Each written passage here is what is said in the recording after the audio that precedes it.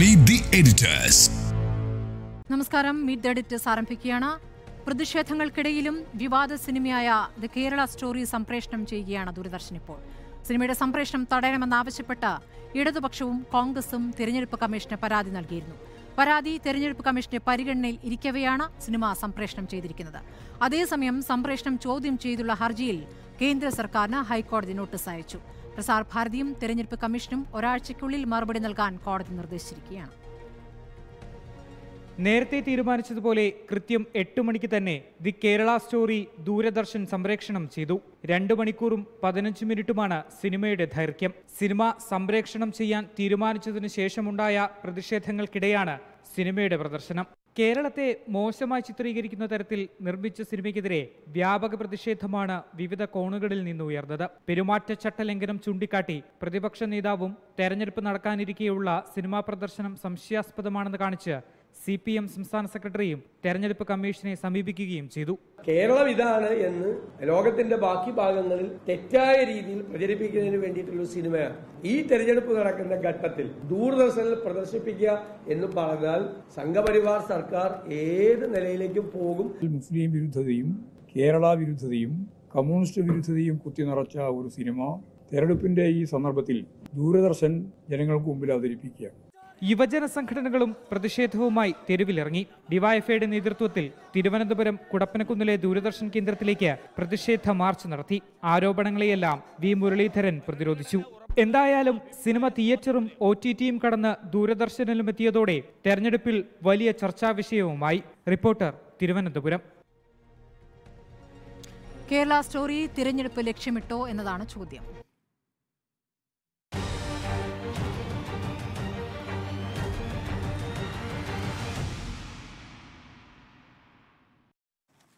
ചർച്ചയിൽ ഹോളോഗ്രാഫിക് സാങ്കേതിക വിദ്യയുടെ സഹായത്തോടെ ഡോക്ടർ അരുൺ ഇപ്പോൾ പൊന്നാനിയിൽ നിന്ന് നമുക്ക് തൊട്ടടുത്ത്. അപ്പോൾ നമുക്ക് ചർച്ച തുടങ്ങാം. ആദ്യം സുജിയ അഭിപ്രായം പറയും. കേരള സ്റ്റോറി തെരഞ്ഞെടുപ്പ് ലക്ഷ്യമിട്ടാണോ എന്ന് ചോദിച്ചു കഴിഞ്ഞാൽ 2023 മെയ് 5-നാണ് സിനിമ റിലീസായത്. അപ്പോൾ ആ ചോദ്യത്തിൽ തന്നെ ഒരു പ്രസക്തിയില്ല. കാരണം അന്ന് തെരഞ്ഞെടുപ്പുകളൊന്നും ഉണ്ടായിരുന്നില്ല. ഇന്നിപ്പോൾ ദൂരദർശനിൽ ടെലികാസ്റ്റ് ചെയ്യുന്ന സിനിമ ദൂരദർശൻ മാത്രം സിനിമ കാണാനായി ഉപയോഗിക്കുന്ന എത്ര പേർ കേരളത്തിലുണ്ട് എന്ന് എനിക്കറിയില്ല. അപ്പോൾ ഇപ്പോൾ കേരളത്തിൽ ഈ ദൂരദർശനിലൂടെ സിനിമ കണ്ട് ആ തെരഞ്ഞെടുപ്പിൽ പോയി വോട്ട് ചെയ്യാനുള്ള ആളുകളൊക്കെ പോകുമെന്നൊന്നും ഞാൻ കരുതുന്നില്ല. ഇന്ത്യൻ ഹിന്ദി ലാംഗ്വേജ് ഡ്രാമ കേരളത്തെ ബേസ് ചെയ്തിട്ടുള്ളതല്ല കേട്ടോ. കേരള സ്റ്റോറി കേരളത്തിലാണല്ലോ ഏറ്റവും കൂടുതൽ പ്രതിഷേധം. വേറെ സംസ്ഥാനങ്ങളിലൊന്നും പ്രതിഷേധമില്ല. മാഡം, എനിക്ക് പൂർത്തിയാക്കാമോ അതോ ചർച്ചയിലേക്കാണ്? ശരി, പറഞ്ഞോളൂ. ശരി, അപ്പോൾ കേരള സ്റ്റോറി ലക്ഷ്യമിട്ടതല്ല എന്നുള്ള ഞാൻ ഒരു പൊളിറ്റിക്കൽ പോയിന്റ് പറയാണ്. അതായത് അല്ല, നമ്മൾ വെറുതെ ചർച്ച ചെയ്തിട്ട് അങ്ങനെയല്ല. ഞാൻ സുജിയോട് ഒന്ന് അതിന്റെ ഒരു പൊളിറ്റിക്സ് പറയാണ്. കേരള സ്റ്റോറി എന്ന് പറയുന്ന സിനിമ ഉണ്ടാക്കിയിരിക്കുന്നത് കേരളത്തിൽ ധ്രുവീകരണം ഉണ്ടാക്കുക എന്ന ലക്ഷ്യം മാത്രമല്ല, കേരളത്തെ ചൂണ്ടിക്കാണിച്ചുകൊണ്ട് ഉത്തരേന്ത്യയിൽ ഒരു രാഷ്ട്രീയം സൃഷ്ടിക്കുന്നതിന് വേണ്ടിയിട്ടാണ്. ഒരു കേരള വിരുദ്ധത സൃഷ്ടിച്ചൊരു ഉത്തരേന്ത്യയിൽ ഒരു നറേറ്റീവ് ഉണ്ടാക്കുന്നതിന് വേണ്ടിയാണ് പറഞ്ഞത് മാത്രമേ ഉള്ളൂ. അപ്പോൾ കേരളത്തിലത് ആളുകൾ കണ്ടു, ദൂരദർശനിൽ എത്ര പേര് കാണും, അതിനകത്ത് സ്പ്ലിറ്റ് ചെയ്യും, അതല്ല ഉദ്ദേശം. പറഞ്ഞതേ ഉള്ളൂ. അങ്ങനെ വേണം എൻ്റെ കാര്യത്തിൽ ഇടപെട്ടുള്ളൂ. അങ്ങനെ ഞാൻ ആരും ഇടപെടുന്നില്ല. എല്ലാവരും അവനവൻ്റെ പോയിന്റ് പറഞ്ഞ ശേഷം പിന്നെ ഇടപെടാൻ. ശരി, ഓക്കെ. അപ്പോൾ കേരള സ്റ്റോറി കേരളത്തിലെ തെരഞ്ഞെടുപ്പ് ലക്ഷ്യമിട്ടുകൊണ്ട് അല്ലെങ്കിൽ കേരളത്തിലെ വോട്ടർമാരെ സ്വാധീനിക്കാനാണ് എന്ന് പറഞ്ഞുകൊണ്ടൊക്കെ ആയിരിക്കുമല്ലോ കേരള ഹൈക്കോടതിയിലേക്ക് ഇപ്പോൾ പോയതും. കേരള ഹൈക്കോടതിയിൽ നിന്നാണ് ഇപ്പോൾ നോട്ടീസ് അയച്ചിരിക്കുന്നത്. അപ്പോൾ ഇത് കേരള സ്പെസിഫിക്കായി തന്നെയാണ് CPIM-ഉം കോൺഗ്രസും ഒക്കെ പറഞ്ഞുകൊണ്ടിരിക്കുന്നത്. അപ്പോൾ കേരളത്തിൽ ദൂരദർശനിലൂടെ ഈ സിനിമ ഇപ്പോൾ 8 മണിക്കാണ് ടെലികാസ്റ്റ് തുടങ്ങിയത്. 8 മണിക്കൊക്കെ സീരിയൽ കാണുന്ന പ്രേക്ഷകരൊക്കെ അത് വിട്ടിട്ടതാ നമുക്ക് കേരള സ്റ്റോറി വെക്കാം എന്ന് പറഞ്ഞ് കേരള സ്റ്റോറി കാണുമെന്നൊന്നും ഞാൻ കരുതുന്നില്ല. കാരണം ഇന്ന് സീരിയലുള്ള ദിവസമാണ്, വെള്ളിയാഴ്ചയാണ്. അപ്പോൾ ആ സീരിയൽ മാറ്റി ദൂരദർശനിലേക്ക് പോകുന്നു. ദൂരദർശൻ സ്ഥിരമായി കാണുന്ന ആളുകൾ അല്ലെങ്കിൽ കേരള സ്റ്റോറി ഇതുവരെ കണ്ടിട്ടില്ലാത്ത ആളുകൾ, അങ്ങനെയുള്ള ആളുകളായിരിക്കും പോവുക. പക്ഷേ കേരളത്തിൽ മനസ്സിലാക്കേണ്ട ഒരു കാര്യം, 2023 മെയ് 5-ന് റിലീസായ കേരള സ്റ്റോറി വേൾഡ് വൈഡ് ഗ്രോസായി 303.97 കോടി രൂപ നേടിക്കഴിഞ്ഞിരിക്കുകയാണ്. OTTയിലും ഈ സിനിമ റിലീസായിട്ട് കുറേ കാലമായി. അപ്പോൾ തെരഞ്ഞെടുപ്പ് ലക്ഷ്യമിട്ടെന്നല്ല, ആളുകളിലേക്ക് അത് പെനട്രേറ്റ് ചെയ്യണമെങ്കിൽ കേരള സ്റ്റോറിയുടെ ആശയവും ആവിഷ്കാരവും ഒക്കെ ജനങ്ങളിലേക്ക് എത്തിക്കഴിഞ്ഞിരിക്കുകയാണ്. അതാണ് എൻ്റെ പോയിന്റ് നമ്പർ 1. ഈ ശാലിനി ഉണ്ണികൃഷ്ണൻ എന്ന് പറയുന്ന കേന്ദ്ര കഥാപാത്രം, നിങ്ങൾ എത്ര പേർ സിനിമ കണ്ടതാണെന്ന് എനിക്കറിയില്ല, ഞാൻ സിനിമ കണ്ടതാണ്.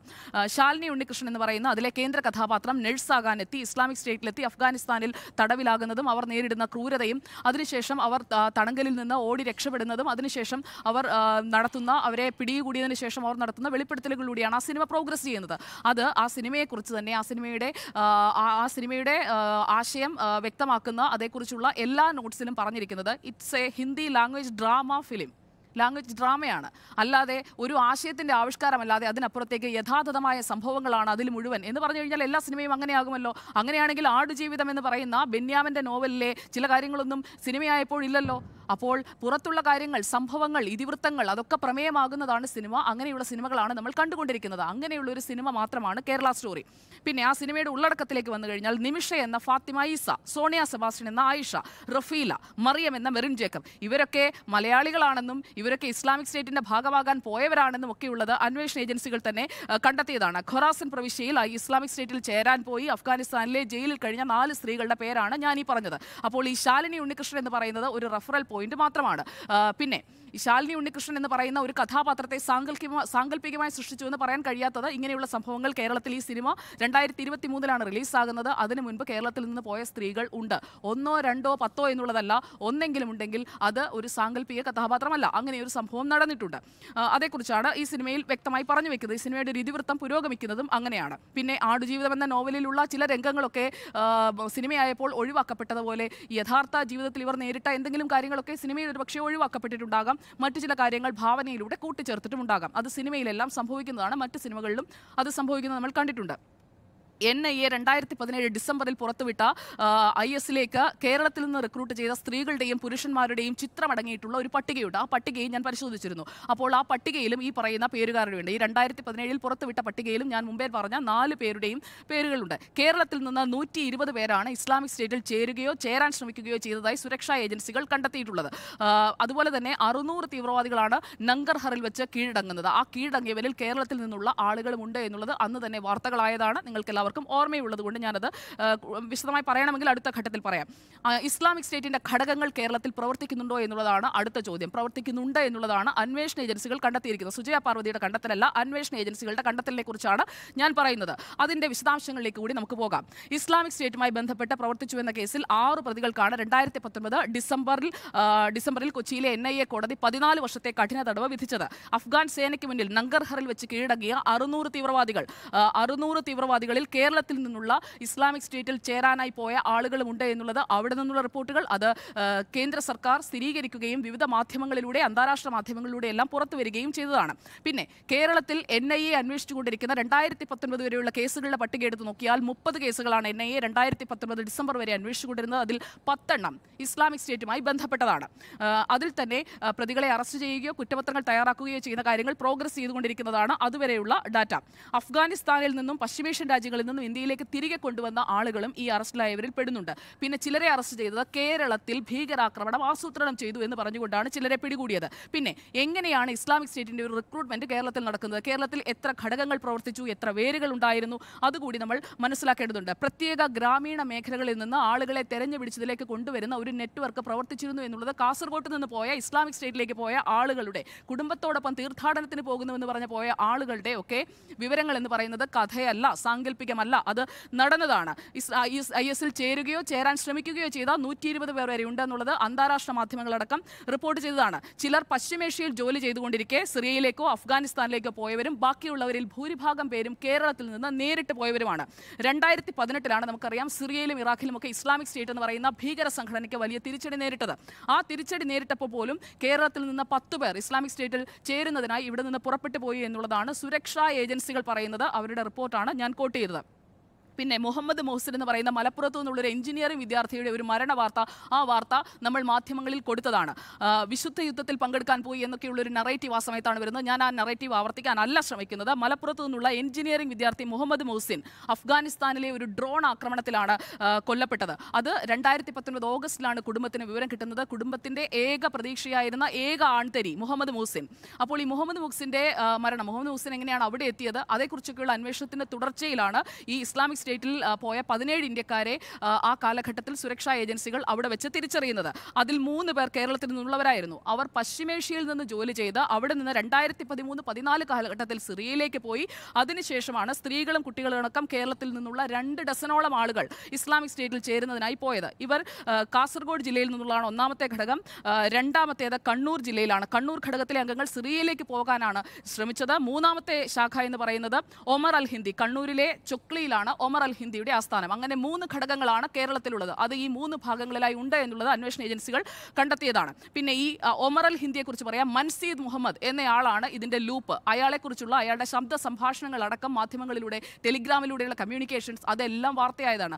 അപ്പോൾ ടു സമ്മറൈസ്, ഈ പറയുന്ന കേരള സ്റ്റോറി എന്ന് പറയുന്നത് തികച്ചും സാങ്കല്പികമാണ്. അങ്ങനെ ഒരു സംഭവമേ നടന്നിട്ടില്ല, അല്ലെങ്കിൽ അങ്ങനെ ഒന്നുമേ ഇല്ല എന്ന് പറയാൻ കഴിയില്ല. അതിലെ പ്രൊജക്റ്റ് ചെയ്തിരിക്കുന്ന നമ്പർ ഭാവനയായിരിക്കാം, സാങ്കല്പികമായിരിക്കാം, പക്ഷേ അങ്ങനെ ഒരു സംഭവമുണ്ട് എന്ന് വ്യക്തമാക്കുന്ന ഒരു കഥയാണ്. അത് കേരളത്തെ ഇകഴ്ത്താനാണെന്നൊന്നും പറയുന്നതിൽ യാതൊരു അർത്ഥവുമില്ല. പിന്നെ തെരഞ്ഞെടുപ്പ് ലക്ഷ്യമിട്ട് ദൂരദർശനിൽ സിനിമ കൊടുക്കുന്നു എന്ന് പറയുന്നതിനോട് ഞാൻ ഒട്ടും തന്നെ യോജിക്കുന്നുമില്ല. ബാക്കിയുള്ള ആർഗ്യുമെന്റ്സ് വന്നു കഴിയുമ്പോൾ അതിൽ എന്തെങ്കിലും പോയിന്റുകൾ പറയാനുണ്ടെങ്കിൽ ഞാൻ പറയാം. പ്രാഥമികമായി എനിക്ക് പറയാനുള്ളത്, ഇത് തെരഞ്ഞെടുപ്പ് ലക്ഷ്യമിട്ടൊന്നുമല്ല. 2023 മെയ് മാസം റിലീസ് ചെയ്ത ഒരു സിനിമ, അത് ദൂരദർശനിൽ സ്വാഭാവികമായും തൊട്ടടുത്ത വർഷമൊക്കെ ആകുമ്പോഴാണ് വരാറുള്ളത്. സാധാരണ 2 വർഷം കഴിഞ്ഞ് വരാറുണ്ട്. അപ്പോൾ എന്തായാലും ദൂരദർശനിൽ ഒരു സ്വാഭാവിക പ്രക്രിയയുടെ ഭാഗമായി തന്നെയാണ് ആ സിനിമ വന്നിരിക്കുന്നത്. പിന്നെ തെരഞ്ഞെടുപ്പ് ലക്ഷ്യമിട്ട് ദൂരദർശനിൽ കാണിക്കേണ്ട ആവശ്യമുണ്ടോ, അതോ സ്പെഷ്യൽ സ്ക്രീനിംഗ് ആണോ വേണ്ടതെന്നൊക്കെ ഉള്ളത് രാഷ്ട്രീയ പാർട്ടികൾക്ക് അറിയാവുന്ന കാര്യമാണ്. അപ്പോൾ സ്പെഷ്യൽ സ്ക്രീനിംഗ് ഒക്കെ സാധ്യമായ ഒരിടത്ത് ദൂരദർശൻ വഴി സംപ്രേഷണം ചെയ്തു, ദൂരദർശനെ സംഘദർശനാക്കി എന്നൊക്കെ പറയുന്ന മുഹമ്മദ് റിയാസിന്റെ വാചകങ്ങൾ ഏറ്റുപിടിക്കാൻ എനിക്ക് എന്തായാലും ഉദ്ദേശമില്ല. CPIM ഉം കോൺഗ്രസും പറയുന്നത് ഏറ്റുപറയാനും തൽക്കാലം ഉദ്ദേശമില്ല. ആദ്യം തന്നെ സുജിയ പറഞ്ഞതിനോടുള്ള ഒരു വിയോജിപ്പ് ഞാൻ പ്രകടിപ്പിക്കട്ടെ. അത് എത്ര കണ്ട് കമ്മ്യൂണിക്കേറ്റ് ചെയ്തിട്ടുണ്ടെന്ന് അറിയില്ല, അതുകൊണ്ടാണ് ഞാൻ ആവർത്തിച്ച് പറയുന്നത്. ഇത് കേരളത്തിന് വേണ്ടിയിട്ടുള്ള സിനിമയല്ല. കേരളത്തെ 2ആയി വിഭജിക്കാൻ വേണ്ടി കേന്ദ്ര സർക്കാരിൻ്റെ ഒരു പ്ലാൻ എന്നുള്ള നിലയിലല്ല നമ്മൾ കണ്ടത്. ഇത് വടക്കേ ഇന്ത്യയിലേക്കുള്ള സിനിമയാണ്. അതായത് BJP എല്ലാ കാലഘട്ടത്തിലും അവരുടെ ഒരു പൊളിറ്റിക്കൽ സ്പേസ് എടുത്തിരുന്നത് അപരവൽക്കരണത്തിലൂടെയാണ്. മുസ്ലിമിനെ ശത്രുവായി ചിത്രീകരിക്കുക, എന്നിട്ട് ഒരു അപരവൽക്കരണം നടത്തി ഹിന്ദു ഐഡിയോളജി പറഞ്ഞ് അതിൽ സ്പേസ് ഉണ്ടാക്കുക എന്നതുപോലെ തന്നെ ഈ മതസൗഹാർദ്ദവും മതേതരത്വത്തെയും അപരവൽക്കരണം നടത്തുകയാണ് ചെയ്യുന്നത്. നമ്മുടെ നാട്ടിലിപ്പോൾ കേരളത്തിൽ 35,000 പേര് അഫ്ഗാനിസ്ഥാനിലും സിറിയയിലും പോയിട്ടുണ്ടെന്ന് പറഞ്ഞാൽ നമുക്കാർക്കും വിശ്വസിക്കാൻ കഴിയില്ലല്ലോ. അങ്ങനെ പോകുന്നുണ്ടെങ്കിൽ നമ്മുടെ ഓരോ പ്രദേശത്തു നിന്നും 10 പേര് വെച്ച് പോകണം. എൻ്റെ നാട്ടിൽ നിന്ന് 10 പേര് വെച്ച് പോകണം, നിങ്ങളുടെയൊക്കെ നാടുകളിൽ നിന്ന് 10 പേര് വെച്ച് പോകണം. അത് പോയിട്ടില്ല എന്ന് നമുക്കറിയാം. അതിനൊരു ആഭ്യന്തര വകുപ്പിൻ്റെയും റെക്കോർഡ്സ് നമുക്ക് ആവശ്യമില്ല. അപ്പോൾ ആ 35,000 ഇല്ല എന്നോ അല്ലെങ്കിൽ 50,000 ഇല്ല എന്നുള്ളതോ നമുക്ക് നേരിട്ടറിയാവുന്ന നമ്മുടെ അനുഭവമാണ്. അപ്പോൾ കേരളത്തിൽ ഇത് പറഞ്ഞ് വിശ്വസിപ്പിക്കാൻ കഴിയുന്ന കാര്യമല്ല. ഈ തെരഞ്ഞെടുപ്പിൽ പ്രത്യേകിച്ച് ഹിന്ദി ബെൽറ്റിൽ തന്നെ ഈ മതസൗഹാർദ്ദമൊന്നും മതേതരത്വമൊന്നും നിങ്ങൾ കേരളത്തിൽ കേൾക്കുന്നത് യഥാർത്ഥത്തിൽ ഇസ്ലാമിക് ഫണ്ടമെൻ്റലിസമാണ് എന്ന് പറഞ്ഞ് ബോധ്യപ്പെടുത്തുക എന്നതിൻ്റെ അടിസ്ഥാനത്തിലാണ് ഈ പറയുന്ന സിനിമ തെരഞ്ഞെടുപ്പ് ഘട്ടത്തിൽ കാണിക്കുന്നത് എന്നുള്ളതാണ് നമ്മൾ കാണേണ്ടത്. നോക്കൂ, ഇമോഷണലി കമ്മ്യൂണലി പൊളിറ്റിക്കലി ചാർജ്ഡ് ആയിട്ടുള്ള ഒരു സമൂഹമാണ്. എന്ന് വെച്ചാൽ ഇലക്ഷൻ വരുന്നു എന്ന് പറയുമ്പോൾ സ്വാഭാവികമായിട്ടും നമ്മൾ എല്ലാ തരത്തിലും ചാർജ്ഡാണ്. ഇലക്ഷൻ വരുമ്പോഴാണല്ലോ ഏറ്റവും കൂടുതൽ വർഗീയ കലാപങ്ങൾ നമ്മുടെ നാട്ടിൽ പല ഘട്ടങ്ങളിൽ നടന്നിട്ടുള്ളത്. അപ്പോൾ അങ്ങനെ ചാർജ്ഡ് ആയിട്ടുള്ള ഒരു സമൂഹത്തിന് മുമ്പിൽ കേന്ദ്ര സർക്കാരിന് സമർപ്പിക്കാനുള്ള ഒരു സിനിമയാണ് ദ കേരള സ്റ്റോറി എന്ന് പറയുന്നത്. കമ്മ്യൂണലായി എങ്ങനെ ഡിവൈഡ് ചെയ്യാൻ കഴിയും എന്ന് കൃത്യമായ രീതിയിൽ റിസർച്ച് ചെയ്തെടുത്ത ഒരു സിനിമ. ആ സിനിമയാണ് ഈ കമ്മ്യൂണലി ഇമോഷണലി പൊളിറ്റിക്കലി ചാർജ്ഡ് ആയിട്ടുള്ള ഒരു രാജ്യത്തിന് മുമ്പാകെ കേന്ദ്ര സർക്കാരിന് സമർപ്പിക്കാൻ. ഇത് ഗവൺമെൻറ്റാണ് കാണിക്കുന്നത്. നേരത്തെ ഇത് നമുക്കറിയാവുന്നതുപോലെ തന്നെ സർട്ടിഫിക്കറ്റ് സർട്ടിഫിക്കറ്റ് ആണെങ്കിൽ പോലും അത് തിയേറ്ററിൽ എന്ന് പറയുന്നത് വേണമെങ്കിൽ നമുക്ക് നമ്മളെ വിശ്വസിപ്പിക്കാം. അതായത് ആവിഷ്കാര സ്വാതന്ത്ര്യമല്ലേ ഒരു സിനിമ എന്ന് പറയുന്നത്. ഈ പറയുന്ന രീതിയിൽ ദ കേരള സ്റ്റോറി എന്നാണ് പേരെങ്കിൽ പോലും 35,000 എന്നാണ് അതിൻ്റെ ആദ്യത്തെ ടീസറിൽ പറയുന്നതെങ്കിൽ തന്നെയും അത് ആ ഒരു പെർസെപ്ഷനിലുള്ള ആളുടെ ഒരു സിനിമയല്ലേ എന്നൊക്കെ വേണമെങ്കിൽ പറയാം. പക്ഷേ ഇതല്ലല്ലോ. ദൂരദർശനിൽ കാണിക്കുക എന്ന് പറയുന്നത് ഗവൺമെൻറ് നമുക്ക് കാണിച്ചു തരികയാണ്. ദൂരദർശൻ എന്ന് പറയുന്നത് എന്താണ്? ഈ ടെലിവിഷൻ ചാനൽ പോലെയല്ലല്ലോ ദൂരദർശൻ എന്ന് പറയുന്നത്. ദൂരദർശൻ ഗവൺമെൻറ് ഫുള്ളി ഓൺഡ് ആയിട്ടുള്ള ഒരു സ്റ്റേറ്റ് ടെലിവിഷൻ ചാനലാണ്. ആ സ്റ്റേറ്റ് ടെലിവിഷൻ ചാനലാണ് model code of conduct violate ചെയ്തുകൊണ്ട്. കാരണം എങ്ങനെയാണ് മോഡൽ കോഡ് ഓഫ് കോണ്ടക്റ്റിൻ്റെ പരിധിയിൽ വരുന്ന കാര്യങ്ങൾ? നമ്മളെ ഏതെങ്കിലും തരത്തിൽ ഇമോഷണലി ചാർജ് ചെയ്യുന്ന, നമ്മളെ ഏതെങ്കിലും തരത്തിൽ കമ്മ്യൂണലി ചാർജ് ചെയ്യുന്ന ഒന്നും ഉണ്ടാകാൻ പാടില്ല എന്നുള്ളതാണ്. ആ നിലയിൽ ഇമോഷണലി കമ്മ്യൂണലി നമ്മളെ ചാർജ് ചെയ്യിപ്പിക്കുന്ന കാര്യം ഗവൺമെൻറ് തന്നെ നമുക്ക് ഫീഡ് ചെയ്യുക എന്നുള്ളതാണ്. ഒരു കമ്മ്യൂണൽ ഹേറ്റഡ് വളർത്തുക നമ്മുടെ ഇടയിൽ. നമ്മൾ 4 പേര് 4 സമുദായക്കാരാണെങ്കിൽ ആ 4 സമുദായക്കാരിൽ ഇന്ന് രാത്രി 8 മണിക്ക്, ഇപ്പോൾ സുജയ നേരത്തെ പറഞ്ഞു കേരളത്തിലെ ജനങ്ങൾ ഈ സീരിയലൊക്കെ ഉപേക്ഷിച്ച് നേരത്തെ OTT-യിൽ വന്നതുകൊണ്ട് ഈ സീരിയൽ OTT എന്നൊക്കെ പറയുന്നത് നമ്മുടെ ഈ പറയുന്ന സിറ്റിയിലെ ജീവിക്കുന്നതിൽ അല്ലെങ്കിൽ വളരെ ടെലിവിഷൻ പോപ്പുലേഷനുള്ള നാട്ടിൽ മാത്രമാണ്. ഇന്ത്യ ഹാർട്ട്ലാൻഡിലൊക്കെ ആകെ കാണാൻ ദൂരദർശൻ തന്നെ കിട്ടുന്നുണ്ടോ എന്നറിയില്ല. ആ ദൂരദർശൻ കിട്ടുന്ന ആളുകളുടെ മുമ്പിലാണ് നിങ്ങൾ കേരള സ്റ്റോറി കാണിക്കുന്നത് എന്നുള്ളതാണ്. അപ്പോൾ നമ്മളുടെ തന്നെ ഒരു കമ്മ്യൂണൽ ഫീലിംഗ് വളർത്തുന്ന രീതിയിൽ ഒരു പ്രചരണത്തിൻ്റെ ഇൻസ്ട്രുമെൻ്റ്, ഒരു വെഹിക്കിളായി ദൂരദർശൻ പ്രവർത്തിക്കുന്നു. എന്നിട്ട് അതിന്മേൽ ഒരു മുസ്ലിം സമൂഹത്തെ ജിഹാദികളായി ചിത്രീകരിച്ച് ഇതിനകത്ത് ഏക എലിമെൻ്റ് ഈ കേരള സ്റ്റോറിയുടെ ഏക എലിമെൻ്റ് എന്ന് പറയുന്നത് ജിഹാദി ആസ്പെക്റ്റ് മാത്രമാണല്ലോ. ആ ജിഹാദി ആസ്പെക്റ്റ് നമ്മളോട് ആവർത്തിച്ച് പറയുന്നു. എന്നിട്ട് നമ്മളെ കമ്മ്യൂണലായി വിഷം കുത്തിവെക്കുന്നു എന്നുള്ളതാണ്. അപ്പോൾ ഗവൺമെൻറ്റിൻ്റെ തന്നെ ഒരു പ്രചരണ മാർഗമാണ് അത് ചെയ്യുന്നത് എന്ന് പറയുന്നതാണ് ഇതിനകത്തുള്ള ഏറ്റവും പ്രധാനപ്പെട്ട പ്രശ്നം. ഈ ഗവൺമെൻറ് അങ്ങനെ ചെയ്തില്ലെങ്കിലേ അത്ഭുതമുള്ളൂ എന്നുള്ളതാണ് എൻ്റെ അടുത്ത പോയിന്റ് എന്ന് പറയുന്നത്. നമുക്ക് ഇലക്ഷന് വേണ്ടിയിട്ടാണ് പ്രാണപ്രതിഷ്ഠ. നമുക്കറിയാം അയോധ്യ രാമക്ഷേത്രമൊന്നും പൂർത്തിയായിട്ടില്ല, പ്രാണപ്രതിഷ്ഠ നടത്തേണ്ട സമയമായാൽ ഇതല്ല എന്ന് ശങ്കരാചാര്യന്മാർ തന്നെ പറയുന്നു. അപ്പോഴാണ് നരേന്ദ്രമോദി തന്നെ ചെന്ന് പ്രാണപ്രതിഷ്ഠ നടത്തുന്നു. അപ്പോൾ അത് കൃത്യമായ രീതിയിൽ ഇലക്ഷൻ ഷെഡ്യൂൾ ചെയ്തതാണ്, ഇലക്ഷന് വേണ്ടി ഷെഡ്യൂൾ ചെയ്തതാണ് എന്ന് ആർക്കെങ്കിലും സംശയമുണ്ടാകും എന്ന് തോന്നുന്നില്ല. കോൺഗ്രസിൻ്റെ അക്കൗണ്ട് ഫ്രീസ് ചെയ്തു. ഇന്ത്യയിലെ ഏറ്റവും പ്രധാനപ്പെട്ട പ്രതിപക്ഷ പാർട്ടിയായിട്ടുള്ള കോൺഗ്രസിൻ്റെ അക്കൗണ്ടിൽ നിന്ന് അവരുടെ പണം പിടിച്ചെടുക്കുക, എന്നിട്ട് ഒരു ഫ്രീസിങ്ങിന് സമാനമായ രീതിയിലുള്ള സാഹചര്യം സൃഷ്ടിക്കുക. ഇന്ത്യയിലെ ഏറ്റവും പ്രധാനപ്പെട്ട 2 സംസ്ഥാനങ്ങളിലെ ദില്ലിയിലെയും ജാർഖണ്ഡിലെയും മുഖ്യമന്ത്രിമാരെ അറസ്റ്റ് ചെയ്യുക, എന്നിട്ട് അവരെ ക്യാമ്പയിന് പോകാൻ അനുവദിക്കാതിരിക്കുക. കച്ചത്തീവ് നോക്കൂ, 1974-ലും 1976-ലും 2 കരാറുകൾ ഉണ്ടായിരുന്നു. അതും ഇന്ത്യയുടെ സർക്കാരുകൾ തന്നെയാണ് ആ കരാർ ഉണ്ടാക്കിയിട്ടുള്ളത്. ആ കരാറ് തള്ളിപ്പറയുക പ്രധാനമന്ത്രി ചെറിയ രാഷ്ട്രീയ ലാഭത്തിന് വേണ്ടി. അങ്ങനെ നിരവധിയായിട്ടുള്ള കാര്യങ്ങൾ ചെയ്യുന്ന കൂട്ടത്തിൽ തന്നെയാണ് കേരള സ്റ്റോറിയും. അതും ഒരു പ്ലാന്റാണ് എന്ന് നമുക്ക് മനസ്സിലാക്കുന്നതിന് വലിയ ബുദ്ധിമുട്ടുണ്ടാകും എന്ന് തോന്നുന്നില്ല. മറ്റൊന്ന്, ഈ പറയുന്ന ഞാൻ അത്തരം കാര്യങ്ങളിലേക്ക് നമുക്ക് 2ാം ഘട്ടത്തിലേക്ക് വരാം എന്നാണ് ഞാൻ കരുതുന്നത്. ഏതായാലും ഞാൻ ആ കേരള സ്റ്റോറിയുടെ ഒരു ഡാറ്റ അല്ലെങ്കിൽ ഫാക്ട് ചെക്കൊന്നും ഇപ്പോൾ ഇവിടെ നടത്തുന്നില്ല. വേണമെങ്കിൽ നമുക്ക് അക്കാര്യത്തിലും തർക്കിക്കാം. ഏതെങ്കിലും തരത്തിൽ ഈ 32,000-ഓ അല്ലെങ്കിൽ ഈ പറയുന്ന 50,000-ഓ ഒക്കെ ഉണ്ടോ എന്നുള്ളത്. ഏതായാലും ഇത്രയേ ഉള്ളൂ. ഇതൊരു ഇസ്ലാമോഫോബിക് സിറ്റുവേഷൻ ഉണ്ടാക്കാനുള്ള ഒരു ശ്രമം എന്നുള്ള നിലയിൽ മാത്രമാണ് നമ്മളിതിനെ കാണേണ്ടത്. ഒരു കൾച്ചറൽ ജനസൈഡായിട്ടാണ് നമ്മളിതിനെ കാണേണ്ടത്. ജൂതരെ കൊല്ലുന്നതിന് മുമ്പ് നാസി ജർമ്മനി എങ്ങനെയാണോ ഇത്തരം കലാരൂപങ്ങളിലൂടെ നാട്ടിൽ വിദ്വേഷം വളർത്തിയിട്ടുള്ളത്, അതിന് തന്നെയാണ് നരേന്ദ്രമോദി ശ്രമിക്കുന്നത്. സാധാരണഗതിയിൽ മിശ്ര വിവാഹം നടക്കുന്ന ഒരു സംസ്ഥാനം, ഹിന്ദുക്കളും മുസ്ലിങ്ങളും ക്രിസ്ത്യാനികളും ഇടകലർന്ന് ജീവിക്കുന്ന ഒരു പ്രദേശം, അവിടെ ഉള്ള ഒരു ജീവിതം യഥാർത്ഥത്തിൽ വേറൊരു തരത്തിൽ അവതരിപ്പിക്കാൻ വേണ്ടി നമ്മുടെ രാജ്യത്തെ സർക്കാർ തന്നെ ഒരു വിഭാഗം ജനതയെ ഒറ്റുകൊടുക്കുന്നതാണ് ഈ ഒരു സിനിമാ പ്രദർശനം.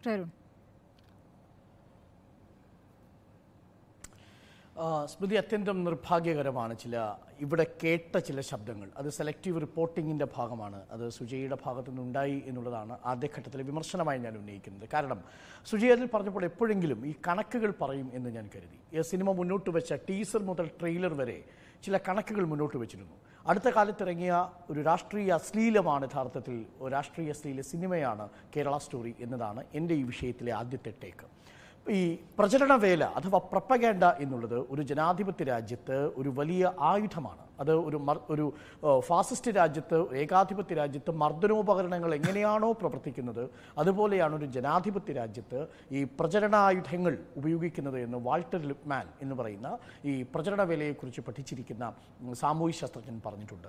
അത് എങ്ങനെയാണ് സിനിമകളിലൂടെ ചിത്രീകരിച്ചിരുന്നത് എന്ന് ഒരു കാലഘട്ടത്തിലെ ഹോളിവുഡ് സിനിമകളിലൂടെ, ഇപ്പോൾ സോവിയറ്റ് യൂണിയൻ അധികാരത്തിലിരിക്കുന്ന സമയത്ത് കമ്മ്യൂണിസ്റ്റുകൾക്കെതിരെ ഒരു കമ്മ്യൂണിസ്റ്റ് ഫോബിയ വളർത്താൻ എങ്ങനെയാണ് അമേരിക്ക ആ സിനിമകൾ ഉപയോഗിച്ചിരുന്നത്. വിയറ്റ്നാം യുദ്ധത്തെ ന്യായീകരിക്കാൻ വേണ്ടി ഈ റാംബോയുടെ, സിൽവസ്റ്റർ സ്റ്റാലിൻ്റെ അടക്കമുള്ള ചിത്രങ്ങൾ ഉപയോഗിച്ചിരുന്നത് എന്നുള്ളത് വളരെ വിശദമായ കൾച്ചറൽ പഠനങ്ങളുടെ ഭാഗമായി വന്നിട്ടുണ്ട്. ആ കാലഘട്ടത്തെ സിനിമയും ഡോക്യുമെൻ്ററികളും വാർത്താമുറികളും എങ്ങനെയാണ് അവരവരുടെ ദേശീയതയെ പ്രോത്സാഹിപ്പിക്കാൻ വേണ്ടി അക്കാലഘട്ടങ്ങളിൽ ചിത്രീകരണം നടത്തുകയും സിനിമയും ടെലിവിഷൻ ഡോക്യുമെൻ്ററികൾ നിർമ്മിച്ചിരുന്നത് എന്നതിനെക്കുറിച്ചുള്ള വിശദമായ പഠനങ്ങളുണ്ട്. നമുക്കും നമ്മുടെ രാജ്യത്തും അതുണ്ട്.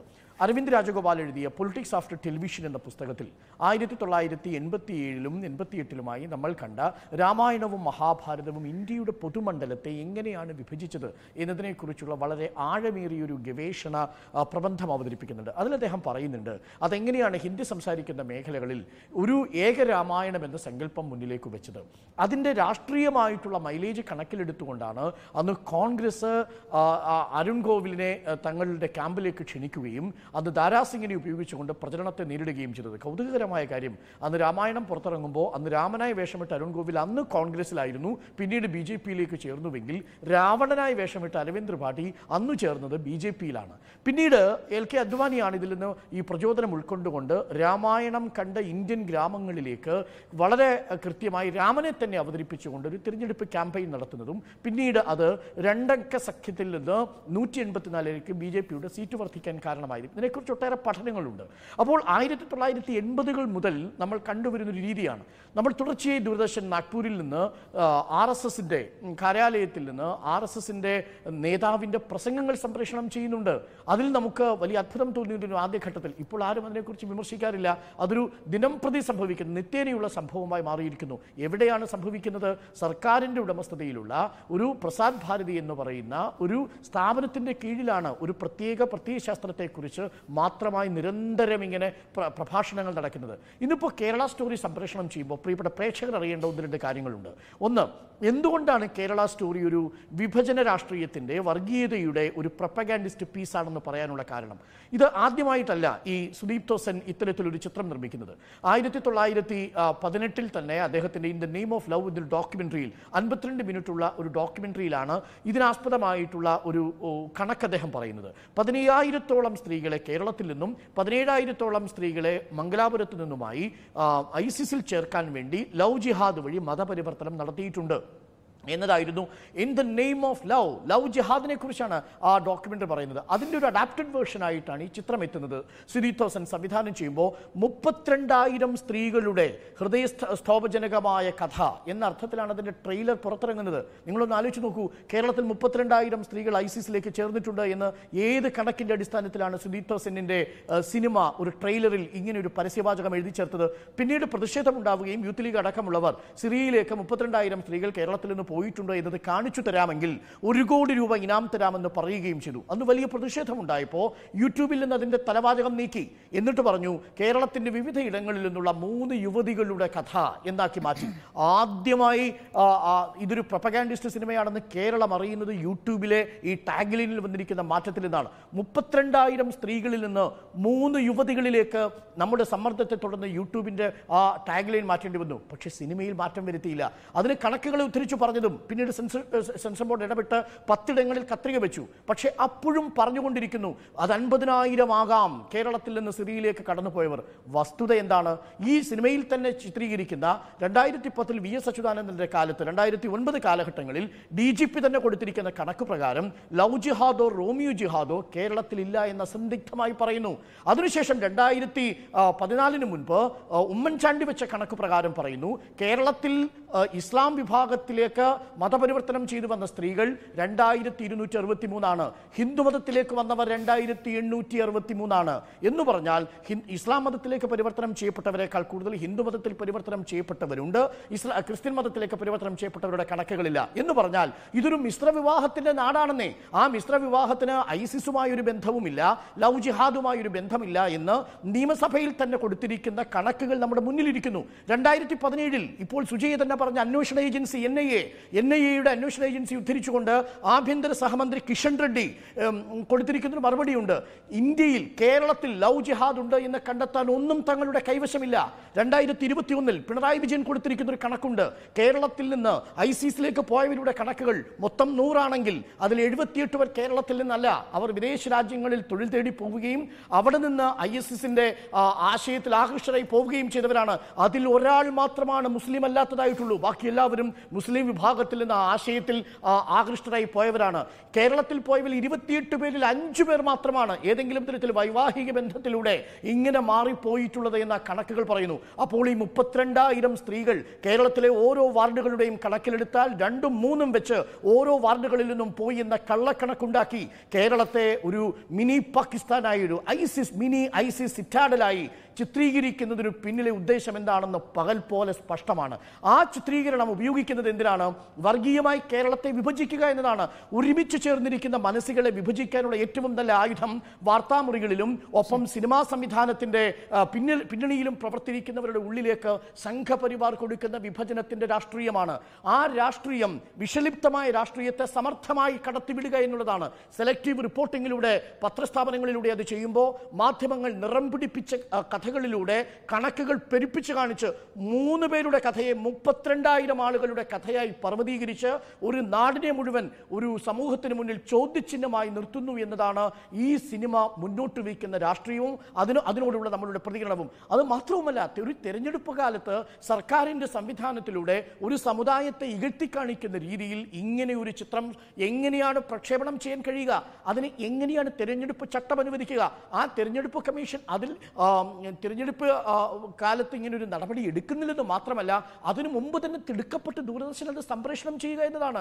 നിങ്ങളൊന്ന് ആലോചിച്ച് നോക്കൂ, നമ്മുടെ ദൂരദർശനും ആകാശവാണിയും എല്ലാം ഉൾപ്പെട്ടിരിക്കുന്ന പ്രസാർ ഭാരതിയുടെ ഒരു മോട്ടോയുണ്ടല്ലോ, ബഹുജനഹിതായ ബഹുജന സുഖായ എന്നാണ്. എന്ന് പറഞ്ഞാൽ എല്ലാവർക്കും ഹിതകരമാകുന്നത്, എല്ലാവർക്കും കേൾക്കാൻ പറ്റുന്നതാവണം സംപ്രേഷണം ചെയ്യുന്നത്.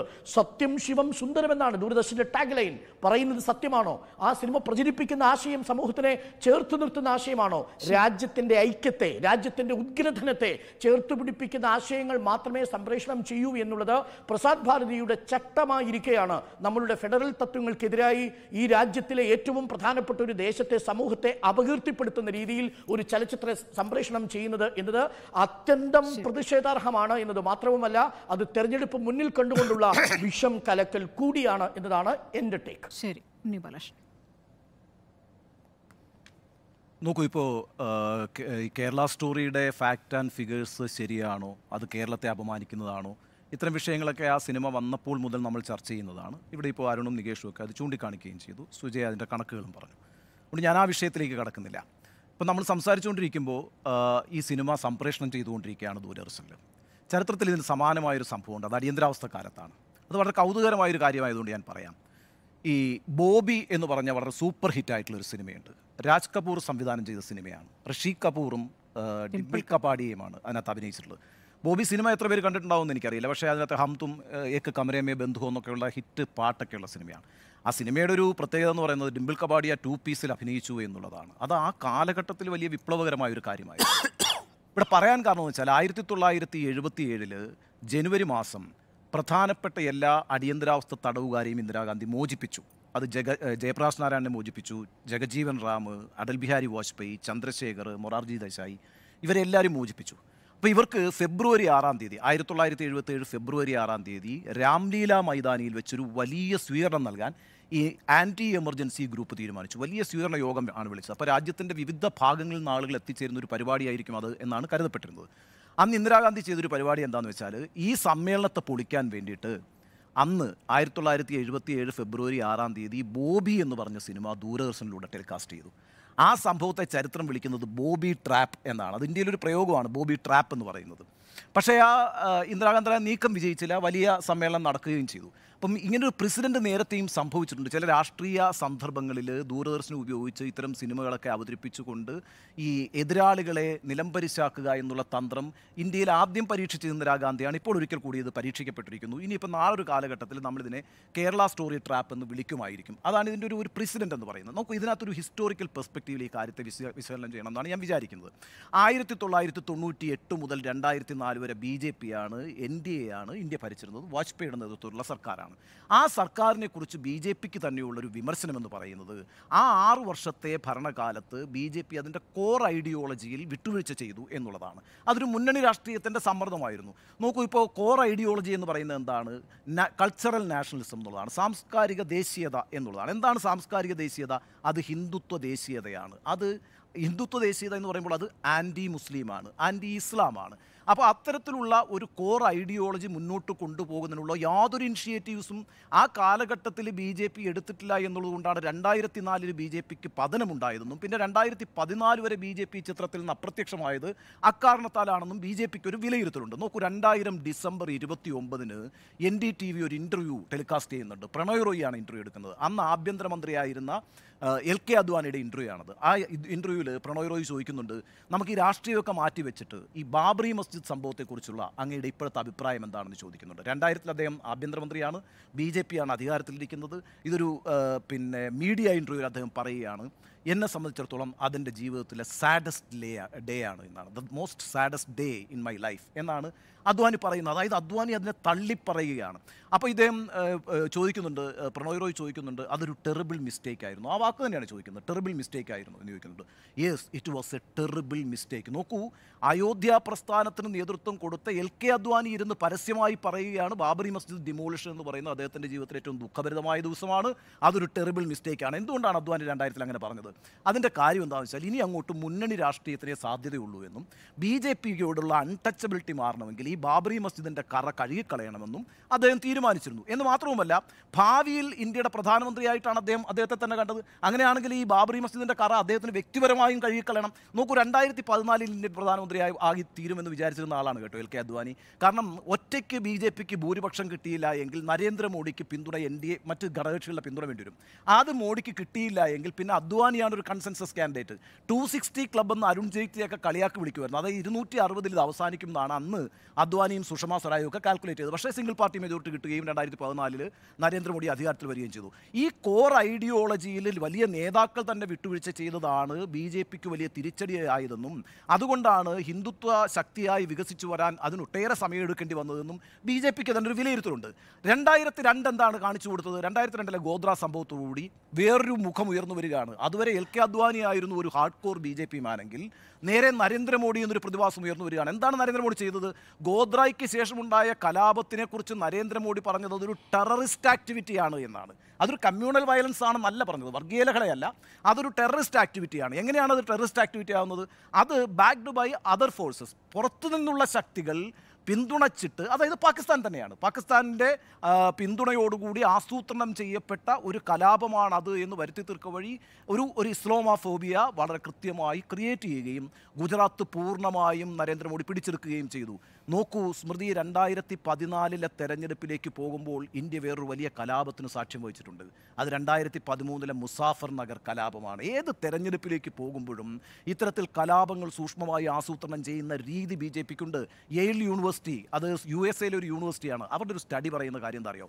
1960 മുതലുള്ള കണക്കെടുത്തുകൊണ്ട് അവർ പറയുന്നത് ഭാരതീയ ജനസംഘത്തിൻ്റെ കാലം മുതൽ പിന്നീട് BJPയുടെ കാലം മുതലുള്ള ഡാറ്റ പരിശോധിച്ചാൽ എല്ലാ തെരഞ്ഞെടുപ്പുകൾക്ക് മുമ്പും എവിടെയെങ്കിലുമൊക്കെ ഒരു കമ്മ്യൂണൽ റൈറ്റ് ഉണ്ടാക്കുകയും ആ കമ്മ്യൂണൽ റൈറ്റിൻ്റെ പശ്ചാത്തലത്തിൽ 0.8% വീതം വോട്ട് ഉയർത്തിക്കൊണ്ടിരിക്കുകയും ചെയ്യുന്നു.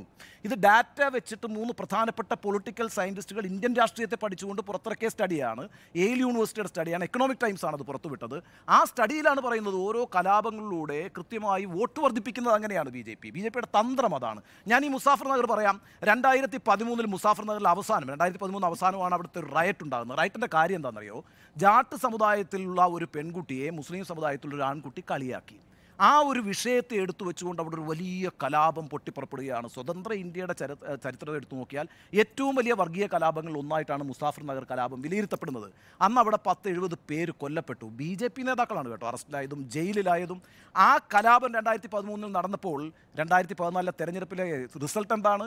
80 സീറ്റാണ് ഉത്തർപ്രദേശിലുള്ളത്. 71 സീറ്റാണ് BJPക്ക് കിട്ടിയത്. 71 സീറ്റ് കിട്ടിയത് ഈ ഒറ്റ കലാപത്തിൻ്റെ അടിസ്ഥാനത്തിലാണ്. അതിൻ്റെ കാരണം ഞാൻ പറയാം, 2009 കേവലം 10 സീറ്റാണ് BJPക്ക് ഉള്ളത്. 5 വർഷം കൊണ്ട് അവിടെ വലിയ സംഭവങ്ങളൊന്നും ഉണ്ടായിട്ടില്ല.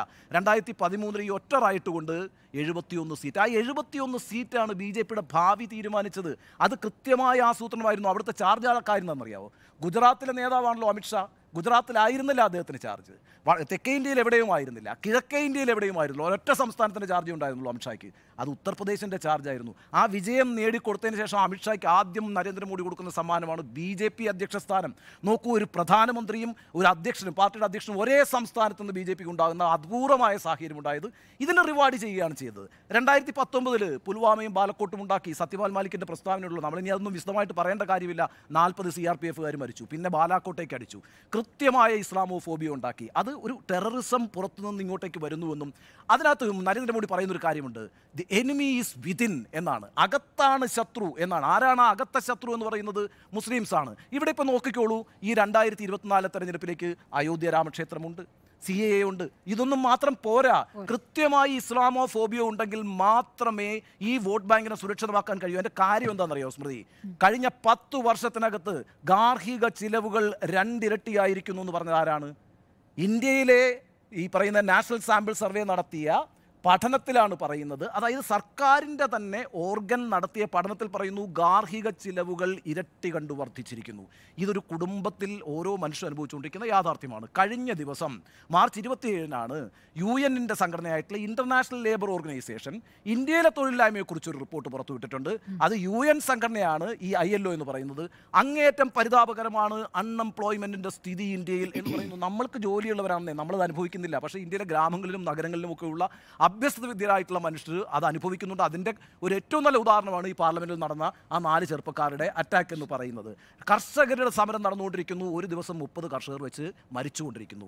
വിലക്കയറ്റം എന്ന് പറയുന്ന യാഥാർത്ഥ്യം നിൽക്കുന്നു. നിങ്ങൾ ഈ 5ാം സമ്പദ് വ്യവസ്ഥയായി എന്നൊക്കെ പറയുമ്പോൾ അന്നൊരു നറേറ്റീവ് സൃഷ്ടിക്കുമ്പോൾ ഇവിടുത്തെ രാജ്യത്തെ ഈ ജനങ്ങൾ അനുഭവിക്കുന്ന പ്രശ്നങ്ങളുണ്ട്, ഇതിനെക്കുറിച്ച് ഭയമുണ്ട്. അപ്പോൾ വൈകാരികമായി തന്നെ വീണ്ടും ഈ പറയുന്ന ആളുകളെ ഹിന്ദുത്വ ശക്തിയെ ഉണർത്തിവിടുകയും ഒന്നിപ്പിച്ച് നിർത്തുകയും ചെയ്തില്ല എങ്കിൽ ഈ വോട്ട് ബാങ്ക് സുരക്ഷിതമല്ല, തിരിച്ചടി ഉണ്ടാകുമെന്ന് നല്ല ബോധ്യമുള്ളത് കൊണ്ടാണ് ഈ പറയുന്ന കേരള സ്റ്റോറി എന്ന് പറയുന്ന സിനിമ ഇപ്പോൾ കാണിക്കുന്നത്. അത് നോക്കൂ, ഇന്ത്യയിൽ ദൂരദർശൻ എത്ര പേര് കണ്ടു കളയുന്നൊന്നും ചോദിച്ചു കളയരുത്. കാരണം എന്താ അറിയോ, ഇന്ത്യയിലെ റേറ്റിംഗിൽ വെച്ചിട്ട് ഏറ്റവും കൂടുതൽ ആളുകൾ കാണുന്ന ചാനൽ ഏതാണെന്നറിയോ? ദൂരദർശനാണ്. ദൂരദർശനാണ് റേറ്റിംഗിൽ നമ്പർ 1. ഇന്ത്യയിലെ ഗ്രാമങ്ങളിൽ ഇപ്പോഴും ആളുകൾ കണ്ടുകൊണ്ടിരിക്കുന്നത് ദൂരദർശനാണ്. ആ ദൂരദർശനിലൂടെയാണ് ഇന്ന് സംപ്രേഷണം ചെയ്യുന്നത്. അത് കേരളമല്ല ലക്ഷ്യം, അത് തമിഴ്നാടല്ല ലക്ഷ്യം, അത് ആന്ധ്രാപ്രദേശോ കർണാടകയോ അല്ല ലക്ഷ്യം, അത് ഉത്തരേന്ത്യയിലെ ഓരോ ഗ്രാമങ്ങളുമാണ്. ഇന്ന് ഈ ഗ്രാമങ്ങളിലെ ജനങ്ങളെയൊക്കെ ഉണ്ടല്ലോ ഈ പറയുന്ന ഈ സൈന്യത്തെ പരിശീലിപ്പിക്കുന്നത് പോലെ ചിട്ടയായി വീട്ടിലിരുത്തി ഇത് കാണിക്കും. അതിനുള്ള മെക്കാനിസം RSSനുണ്ടെന്നേ. ആ മെക്കാനിസം ഉപയോഗിച്ചുകൊണ്ട് അവരെല്ലാ മനുഷ്യരെയും ഈ സിനിമ കാണിക്കും. അങ്ങനെ ഒരു ഇസ്ലാമോഫോബിയ ഉണ്ടാക്കും. ആ ഫോബിയയിലൂടെ ഒരു ഹിന്ദുത്വ വികാരം ഉണ്ടാകും. ആ വികാരത്തെ വോട്ടാക്കി മാറ്റുക എന്ന അവസാന തന്ത്രമാണ് എടുത്തിരിക്കുന്നത്. ഞാൻ അവസാന തന്ത്രം എന്ന് പറയുന്നത് ഇനിയും എന്തൊക്കെയാണ് എടുത്ത് പയറ്റാൻ പോകുന്നതെന്ന് എനിക്കറിയില്ല. പക്ഷേ ഈ തെരഞ്ഞെടുപ്പിനെ ലക്ഷ്യം വെച്ചുകൊണ്ട് തന്നെയാണ് ഈ പറയുന്ന സിനിമ ഇപ്പോൾ ടെലികാസ്റ്റ് ചെയ്തിരിക്കുന്നത്. അതിൻ്റെ ലക്ഷ്യം നോക്കൂ, മുസ്ലിങ്ങൾ അപകടകാരികളാണ്, അവർ നമ്മുടെ സാംസ്കാരിക ദേശീയതയ്ക്കെതിരാണ്, അവർ നമ്മുടെ സംസ്കാരത്തിനെതിരാണ്, അവർ ഹിന്ദുക്കൾക്കെതിരാണ്, അവർ അപകടകാരികളാണ്, അവർ തീവ്രവാദികളാണ്. അതുകൊണ്ട് നമ്മൾ ഒന്നിച്ചു നിൽക്കണം. അങ്ങനെ ഒന്നിച്ചു നിന്നൊരു വോട്ട് ബാങ്കായി വീണ്ടും ഞങ്ങളെ അധികാരത്തിൽ കൊണ്ടുവന്നാൽ ഞങ്ങൾ ഹിന്ദുക്കൾക്ക് വേണ്ടി ചെയ്യാൻ പോകുന്ന ഓരോരോ കാര്യങ്ങൾ ഇപ്പോൾ തന്നെ പറഞ്ഞുകൊണ്ടിരിക്കുകയാണല്ലോ, അതെല്ലാം നടപ്പാക്കി ഇവിടെ നിന്ന് ഇവരെ ഉച്ചാടനം ചെയ്യും. ഇന്ന് നമ്മൾ സംസാരിക്കുന്ന സമയത്ത് NCERT പുസ്തകത്തിൽ നിന്ന് പല കാര്യങ്ങളും കഴിഞ്ഞ 1000 വർഷമായിട്ട് മുസ്ലിങ്ങൾ ഇവിടെ വന്നിട്ട് ഇന്ത്യയുടെ സംസ്കാരത്തെ തകർത്തു എന്നുള്ളത് കൊണ്ടാണ് മുഗളന്മാരുടെ പിന്നെ പാഠപുസ്തകങ്ങളിൽ നിന്നൊക്കെ അവരെയൊക്കെ എടുത്ത് മാറ്റുന്നത്.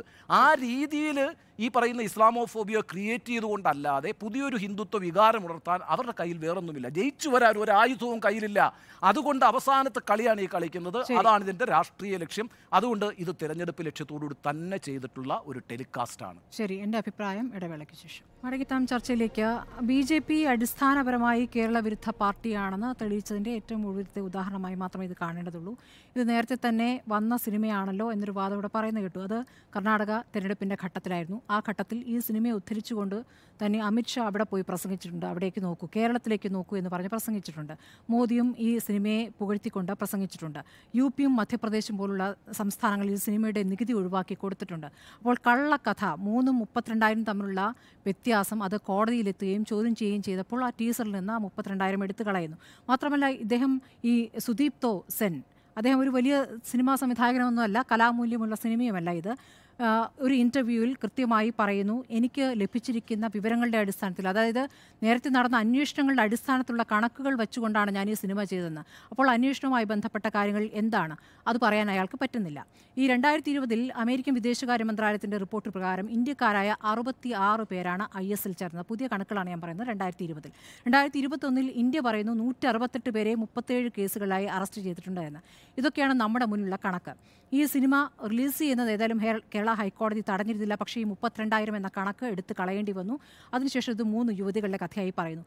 ഈ സിനിമയിൽ പൂർണ്ണമായും ഒരു വിഭാഗത്തെ, ന്യൂനപക്ഷത്തെ, മുസ്ലിം ന്യൂനപക്ഷത്തെ തീവ്രവാദികളായി ചിത്രീകരിക്കുന്നു. കേരളത്തിലെ ചില പ്രദേശങ്ങളെ തീവ്രവാദികളുടെ സ്ഥലമായി ചിത്രീകരിക്കുന്നു. മലപ്പുറം, കാസർഗോഡുമൊക്കെ എടുത്തു പറയുകയാണ്.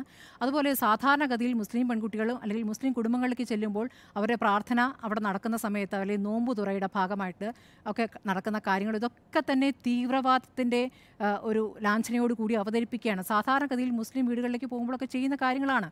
ഞങ്ങളിവിടെ പ്രാർത്ഥിക്കുകയാണെന്ന് പറയുക, അല്ലെങ്കിൽ നോമ്പ് തുറയുടെ ഭാഗമായി ഇതൊക്കെ വേറെ രൂപത്തിൽ അവതരിപ്പിക്കുന്നു. അതുപോലെ തട്ടമിട്ട പെൺകുട്ടികളെ കാണുമ്പോൾ നിങ്ങൾ കോഴിക്കോട് നിന്നാണോ മലപ്പുറത്ത് നിന്നാണെന്ന് പ്രത്യേകം ചോദിച്ചു പറയുക. അപ്പോൾ ഒരു പ്രദേശത്തെ അങ്ങനെ തീവ്രവാദത്തിൻ്റെ ഇതിലേക്ക് കൃത്യമായി ലേബൽ ചെയ്തു വെക്കുന്ന ഒരു സിനിമ. കണക്കുകൾ കള്ളം പറയുന്നു. ഇത് നമ്മുടെ മുന്നിലുള്ള കാര്യമാണ്. ഇതിപ്പോൾ ലവ് ജിഹാദുമായി ബന്ധപ്പെട്ട് എത്ര തവണ ലവ് ജിഹാദുമായി ബന്ധപ്പെട്ട കള്ളക്കണക്കുകൾ ഇവർ നിരത്തിയിട്ടുണ്ട്. ഇത് ലവ് ജിഹാദിൻ്റെ കണക്കുകൾ തെറ്റാണെന്ന് ഇതിന്മേലൊരു അന്വേഷണം നടന്നു. ഈ ഹാദിയയുടെ കേസാണ് എപ്പോഴും പറഞ്ഞുകൊണ്ടിരുന്നത്. അത് അവസാനം സുപ്രീം കോടതിയിൽ എന്തുണ്ടായി നേരത്തെ ഉണ്ണിബാലകൃഷ്ണൻ പറഞ്ഞാണ്. വിധിക്കെതിരെ ഭർത്താവ് ഷഫീൻ ജഹാൻ സുപ്രീം കോടതിയെ സമീപിച്ചു. അപ്പോൾ സുപ്രീം കോടതി ജസ്റ്റിസ് RV രവീന്ദ്രൻ്റെ മേൽനോട്ടത്തിൽ NIA ആണ് അന്വേഷണത്തിന് ചുമതലപ്പെടുത്തിയത്. അങ്ങനെ 89ഓളം മിശ്ര വിവാഹങ്ങളിലായി 11 എണ്ണം അന്വേഷിച്ചു. NIA കേസിൽ ലവ് ജിഹാദില്ല എന്ന റിപ്പോർട്ട് നൽകി. 2018 മാർച്ച് 8 ഹൈക്കോടതി വിധി റദ്ദാക്കിക്കൊണ്ട് ഹാദിയെ ഷഫീൻ ജഹാനൊപ്പം വിട്ടുകൊണ്ടുള്ള സുപ്രീം കോടതി വിധിയും ഉണ്ടായിരിക്കുന്നു. ഇപ്പോഴും ലവ് ജിഹാദ് ഉണ്ട് എന്ന് ആവർത്തിക്കുകയാണ് BJP. ഇപ്പോഴും കോടതി പറഞ്ഞതിന് ശേഷം അങ്ങനെയൊരു വാദം ഉന്നയിച്ചുകൊണ്ടേയിരിക്കുന്നു, കള്ളക്കണക്കുകൾ പറഞ്ഞുകൊണ്ടേയിരിക്കുന്നു. അപ്പോൾ നേരത്തെ പറഞ്ഞ പോലെ കേരളത്തിലല്ല മറ്റ് സംസ്ഥാനങ്ങളിലാണ് ഈ കണക്ക് പറയുന്നത്. നമ്മൾ കഴിഞ്ഞ ദിവസങ്ങളിലൊക്കെ ചർച്ച ചെയ്തതുപോലെ മുസ്ലിം ലീഗിൻ്റെ കൊടി പാകിസ്ഥാൻ്റെ കൊടിയാക്കി അവതരിപ്പിക്കാൻ കഴിയുന്നത് പോലെ തന്നെയാണ് ഈ വിഷയം ഈ രൂപത്തിൽ അവതരിപ്പിക്കുന്നത്. അത് അവതരിപ്പിക്കുമ്പോൾ അത് വിശ്വസിക്കുന്ന ഒരു വലിയ വിഭാഗമുണ്ട്. കേരളത്തോട് വെറുപ്പ് അല്ലെങ്കിൽ തട്ടമിട്ട സ്ത്രീകളോട് വെറുപ്പുണ്ടാകാൻ അല്ലെങ്കിൽ മുസ്ലിം വിഭാഗത്തോട് വെറുപ്പുണ്ടാകാനൊക്കെ സഹായിക്കുന്ന രീതിയിലുള്ള കാര്യങ്ങളാണ് ചെയ്തുകൊണ്ടിരിക്കുന്നത്. ഇതിനെതിരെ ഈ സിനിമ വന്ന ഘട്ടത്തിൽ തന്നെ റിയൽ കേരള സ്റ്റോറി എന്ന ഹാഷ്ടാഗോട് കൂടിയുള്ള വലിയ പ്രചാരണങ്ങളും ഇവിടെ നടന്നിട്ടുണ്ട്. ഇവിടെ എല്ലാവരും ഒരുമിച്ച് മതേതരത്വത്തിൽ നിൽക്കുന്ന ഒരു സംസ്ഥാനമാണ്. പള്ളിയും അമ്പലവും ക്രിസ്ത്യൻ പള്ളിയും ഒക്കെ ഒന്നിച്ച് നിൽക്കുന്ന സംസ്ഥാനമാണ്. അങ്ങനെ ഒരുപാട് കഥകൾ അതിപ്പോൾ പ്രത്യേകം എടുത്തു പറയേണ്ട ഒരു സാഹചര്യത്തിലേക്ക് കേരളം എത്തിയിരിക്കുന്നു എന്നുള്ളൊരു വലിയ അവസ്ഥയുണ്ട്. അന്ന് ഈ സിനിമ റിലീസ് ചെയ്ത സമയത്ത് തന്നെ TM കൃഷ്ണയും കാർട്ടൂണിസ്റ്റ് ഉണ്ണിയൊക്കെ ഈ ഒരു ഹാഷ്ടാഗോടുള്ള പ്രതികരണത്തിൽ വന്നിരുന്നു. കേരള സ്റ്റോറി എന്നതിന് പകരം റിയൽ കേരള സ്റ്റോറി പറഞ്ഞുകൊണ്ട് എത്തിയിരുന്നു. ഇപ്പോഴും അതിൻ്റെ ഒരു സാഹചര്യത്തിലേക്ക് വന്നിരിക്കുന്നു. തെരഞ്ഞെടുപ്പ് കമ്മീഷൻ ഇക്കാര്യത്തിൽ പല കാര്യങ്ങളിലും എന്ന പോലെ ഇപ്പോഴും മൗനം പാലിക്കുന്നു എന്നുള്ള വിഷയം നിൽക്കുന്നു. ഇവിടെ ഇപ്പോൾ കോൺഗ്രസ് പ്രതികരിച്ചു, CPM പ്രതികരിച്ചു. പക്ഷേ കോൺഗ്രസ് ഉന്നയിക്കുന്ന ഒരു വിഷയം ഇതാണ്: എന്തുകൊണ്ട് അന്ന് ഈ സിനിമ ബാൻ ചെയ്തില്ല? അന്ന് വന്ന ഘട്ടത്തിൽ പശ്ചിമ ബംഗാൾ സിനിമ ബാൻ ചെയ്തു, തമിഴ്നാട്ടിൽ സിനിമ പ്രദർശിപ്പിച്ചിരുന്നു. കുറച്ച് കഴിഞ്ഞപ്പോൾ അത് പിൻവലിച്ചു. അവിടെ വലിയ പ്രതിഷേധങ്ങളൊക്കെ തുടർന്നാണ് പിൻവലിച്ചത്. അപ്പോൾ എന്തുകൊണ്ട് ബാൻ ചെയ്തില്ല എന്നൊരു ചോദ്യം ചോദിച്ചപ്പോൾ ബാൻ ചെയ്യേണ്ടതില്ല, അതിനെതിരെ പ്രതികരിക്കുക എന്നതാണ് നിലപാടെന്നാണ് അന്ന് CPM പറഞ്ഞത്. പക്ഷേ അത് തന്നെ ഇപ്പോൾ BJP എടുത്തുകൊണ്ട് പറയുന്നു ആവിഷ്കാര സ്വാതന്ത്ര്യമായി ഈ തീവ്ര നിലപാട് അവതരിപ്പിക്കുന്നതിനെ, വിഷലിപ്തമായ കാര്യങ്ങൾ ജനങ്ങളിലേക്ക് കുത്തിവെക്കുന്നതിനെ ആവിഷ്കാര സ്വാതന്ത്ര്യമായി പറയുകയാണ്. ഈ ആവിഷ്കാര സ്വാതന്ത്ര്യം OTT പ്ലാറ്റ്ഫോമുകളില്ല. സ്വതന്ത്രമായി എടുക്കുന്ന സീരിയലുകൾ എത്രത്തോളം കൃത്യമായ രാഷ്ട്രീയം പറയുന്ന സീരീസുകൾ തടഞ്ഞിട്ടുണ്ട്. അപ്പോൾ അവിടെയില്ല. BBC ഡോക്യുമെൻ്ററി, ഗുജറാത്ത് കലാപത്തെക്കുറിച്ചുള്ള ട്രൂ സ്റ്റോറി പറയുന്ന ഡോക്യുമെൻ്ററി, ശരിയായ അനുഭവങ്ങളുടെ പശ്ചാത്തലത്തിൽ പ്രതികരണം നൽകുന്ന ഡോക്യുമെൻ്ററി, ആ ഡോക്യുമെൻ്ററിക്കെതിരെ ഏത് രൂപത്തിലാണ് പ്രതികരിച്ചത് കേന്ദ്ര സർക്കാർ നമ്മുടെ മുന്നിലുള്ളതാണ്.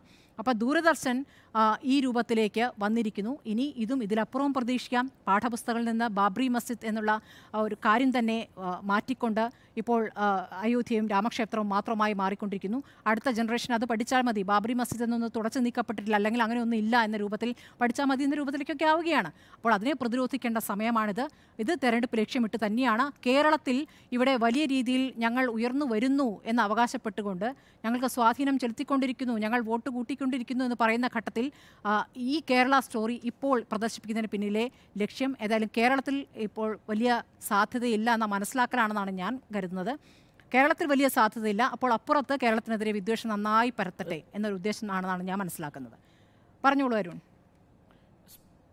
സ്മൃതി ഒരു പോയിന്റ് കൂടി എനിക്കൊന്ന് കൂട്ടിച്ചേർത്തോട്ടെ. അതായത് രാഹുൽ ഗാന്ധി വയനാട്ടിലെത്തി 2ാം ദിവസമാണ് കേരള സ്റ്റോറി ദൂരദർശൻ സംപ്രേഷണം ചെയ്യുന്നത്.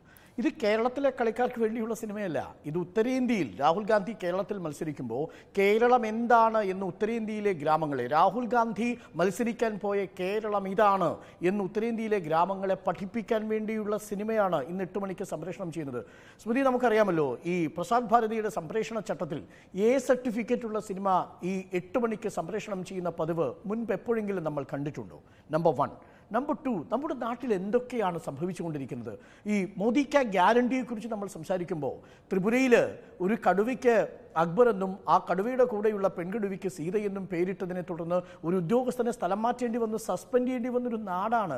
അതായത് നാട്ടിലെ ജീവികളുടെ പേരിൽ പോലും ഈ മതത്തിൻ്റെ പേരിൽ വ്യത്യാസമുണ്ടെങ്കിൽ അതിനെ വർഗീയമായി കാണുന്നൊരവസ്ഥയിലേക്ക്, മൃഗങ്ങൾക്ക് പോലുമില്ലാത്ത മാനസികാവസ്ഥയിലേക്ക് ഒരു നാട് പരിണമിച്ചുകൊണ്ടിരിക്കുന്നു എന്നതാണ് വേദനാജനകമായ കാര്യം. നോക്കൂ, അക്ബറൊക്കെ എത്രയോ ഭാഗ്യവാനാണ്. ഈ കാലഘട്ടത്തിൽ അക്ബർ ജീവിച്ചിരുന്നുവെങ്കിൽ ലവ് ജിഹാദിൻ്റെ ആദ്യത്തെ പ്രൊപ്പണന്റ് അക്ബറാണെന്ന് പറയുമായിരുന്നു. ജോധാബായിയെ വിവാഹം കഴിക്കുമ്പോൾ അക്ബർ യഥാർത്ഥത്തിൽ ചെയ്തത് ലവ് ജിഹാദ് അല്ല, അത് പ്രണയമാണ് എന്നത് മനസ്സിലാക്കാൻ എന്താ ബുദ്ധിമുട്ട്? എന്താണ് കേശവനും സാറാമ്മയും തമ്മിലുള്ള പ്രണയത്തെക്കുറിച്ച് നിങ്ങൾ പറയുമ്പോൾ അതിലെ പ്രണയത്തെക്കുറിച്ചാണ് നമ്മൾ സംസാരിക്കുക. ഈ മണ്ടൻ മുത്തപ്പയ്ക്ക് സൈനബ കൊടുക്കുന്ന മുട്ട എന്ന് പറയുന്നത് വശീകരിക്കാനുള്ള മന്ത്രമല്ല, അതിലുള്ള പ്രണയത്തിൻ്റെ സൗകര്യമാണ്. ഇക്കൂട്ടർക്ക് പ്രണയം വിഷലിപ്തമാണ്, ഈ ജീവജാലങ്ങൾക്കിടുന്ന പേര് വിഷലിപ്തമാണ്. ഇതിനെയെല്ലാം വിഷലിപ്തമാക്കി കാണുന്ന ഒരു കാലഘട്ടത്തിൽ ജീവിക്കുന്നു എന്നുള്ളതാണ് ഏറെ നിർഭാഗ്യകരമായ കാര്യം. അതുകൊണ്ട് സ്മൃതി, തെരഞ്ഞെടുപ്പിനെ ലക്ഷ്യം വെച്ചുകൊണ്ടുള്ളതാണെന്ന് പറയുമ്പോൾ അതിന് പിന്നിൽ ഇങ്ങനെയൊരു രാഷ്ട്രീയ തന്ത്രം കൂടിയുണ്ട് എന്നാണ് ഞാൻ മനസ്സിലാക്കുന്നത്. ഇതാ രാഹുൽ ഗാന്ധി മത്സരിക്കാൻ പോയ കേരളത്തിൻ്റെ സ്റ്റോറി ഇതാണ് എന്ന് ഉത്തരേന്ത്യയെ കാണിക്കുക കൂടിയാണ് ഈ സിനിമയുടെ ലക്ഷ്യം. നമുക്ക് രണ്ടാമത്തെ കാര്യം ഈ തെരഞ്ഞെടുപ്പ് കമ്മീഷൻ്റെ നിർജീവാവസ്ഥയാണ്. തെരഞ്ഞെടുപ്പ് കമ്മീഷന് നേരത്തേതിൽ നിന്നും വഷളായിരിക്കുന്നു എന്നുള്ളതാണ് തെളിയിക്കേണ്ടത്. അതുകൊണ്ട് തന്നെയാണ് നമ്മൾ കഴിഞ്ഞ ദിവസങ്ങളിൽ ചർച്ച ചെയ്തിട്ടുള്ള 2 തെരഞ്ഞെടുപ്പ് കമ്മീഷണർമാർ വളരെ ദുരൂഹമായ സാഹചര്യത്തിൽ കാണാതാവുന്നു എന്നൊക്കെ പറയുന്നില്ലേ, എന്ന് പറയുന്ന പോലെ ദുരൂഹമായ സാഹചര്യത്തിൽ അവർ രാജിവെക്കുന്നു, പകരം 2 പേരെ ഉൾക്കൊള്ളിക്കുന്നു. ആ 2 പേരും ഗവൺമെൻറ് സ്പോൺസേഡ് കമ്മീഷണർമാരാകുന്നു. തെരഞ്ഞെടുപ്പ് കമ്മീഷൻ ഒന്നും ചെയ്യാനില്ല. കഴിഞ്ഞ ദിവസം ഇന്നലെയാണ് ദ കേരള സ്റ്റോറി ദൂരദർശനിൽ പ്രദർശിപ്പിക്കുന്നു എന്നുള്ള വാർത്ത വരുന്നത്. സാധാരണഗതിയിൽ ദൂരദർശനൊക്കെ ഒരാഴ്ചത്തെ ഷെഡ്യൂൾ നമ്മൾ അറിയേണ്ടതാണ്. ഇത് കോടതിയുടെ ഇടപെടൽ ഉണ്ടാകാതിരിക്കാൻ വേണ്ടിയിട്ടായിരിക്കണം ഒരുപക്ഷെ ഒരു 24 മണിക്കൂർ മുമ്പ് മാത്രം ഇന്ന് കേരള ഹൈക്കോടതിയിലേക്ക് വിഷയം പോയിട്ടുണ്ടെങ്കിലും കേരള ഹൈക്കോടതിക്ക് സ്വാഭാവികമായും നോട്ടീസ് അയച്ച് കക്ഷിയെ വരുത്താതെ ഒന്നും ഇക്കാര്യത്തിൽ തീരുമാനമെടുക്കാൻ കഴിയില്ല. പ്രത്യേകിച്ച് ഇന്ത്യയിൽ A സർട്ടിഫിക്കറ്റോടുകൂടി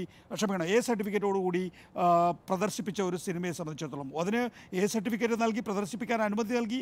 IFFIയിൽ പ്രദർശിപ്പിച്ചു. മധ്യപ്രദേശ്, ഉത്തർപ്രദേശ് സംസ്ഥാനങ്ങളിൽ ടാക്സ് ഫ്രീ ആയി പ്രദർശിപ്പിച്ചു. പ്രധാനമന്ത്രി എൻഡോഴ്സ് ചെയ്തു. അങ്ങനെ ഒരുപാട് കാര്യങ്ങൾ നടന്നിട്ടുണ്ട്. അപ്പോൾ ഒരു സമൂഹത്തിനെ ബാധിക്കുന്ന ഒരു സിനിമയെക്കുറിച്ച് ഒരു ഹെയ്റ്റ് ക്യാമ്പയിൻ സൃഷ്ടിക്കുന്നതിന് വേണ്ടി ഇത്തരം അനുമതികൾ ലഭിക്കുന്നു എന്നുള്ളതാണ്. ഇവിടെ രാഷ്ട്രീയത്തിലേക്ക് തിരികെ പോയാൽ നോക്കൂ, ലോക്സഭാ തെരഞ്ഞെടുപ്പിൽ നേരത്തെ ഉണ്ണി ബാലകൃഷ്ണൻ പറഞ്ഞതിൻ്റെ തുടർച്ചയായിട്ട് ഞാൻ പറയാം. ലോക്സഭാ തെരഞ്ഞെടുപ്പിൽ BJPയെ സംബന്ധിച്ചിടത്തോളം വളരെ വ്യക്തമായി നമുക്ക് മനസ്സിലാക്കാൻ കഴിയുന്ന ഒരു കാര്യം എന്ന് പറഞ്ഞാൽ ജയിക്കാനുള്ള സീറ്റുകൾ കിട്ടില്ല എന്ന് BJP ഏതാണ്ട് ഉറപ്പിച്ചു കഴിഞ്ഞിരിക്കുന്നു.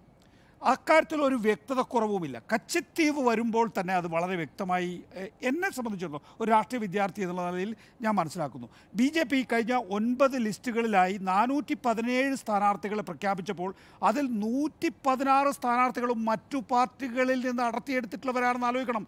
2024 ലോക്സഭാ തെരഞ്ഞെടുപ്പിലും ആകെയുള്ള 417 116 സ്ഥാനാർത്ഥികൾ മറ്റു കക്ഷികളിൽ നിന്ന് വന്നിട്ടുള്ളവരാണ് എന്നുള്ളതാണ്.